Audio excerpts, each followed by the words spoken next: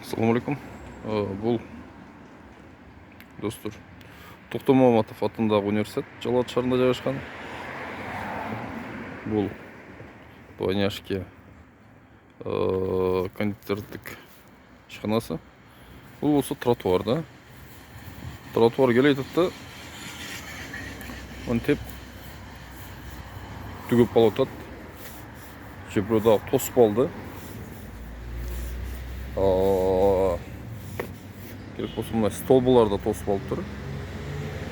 Университеттен кім администрациясы дейсіз бе?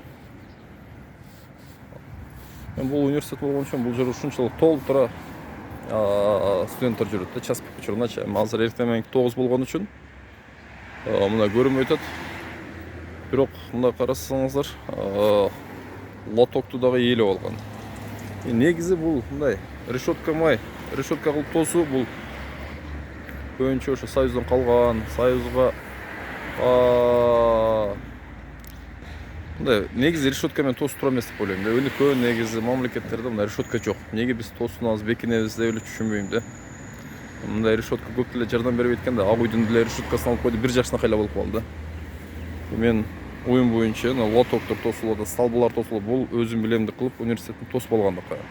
Негизи мында карай турган болсок, эски тосмосу нар жактан экен да. Ошого Жалат шаар мэриясы ошонун мыйзамдуулугун карап бергилечи.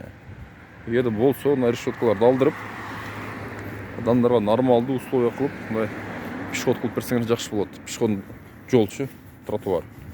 Анткени бул жерден баса турган адамдар өтө көп. Бул университеттин айтканда району.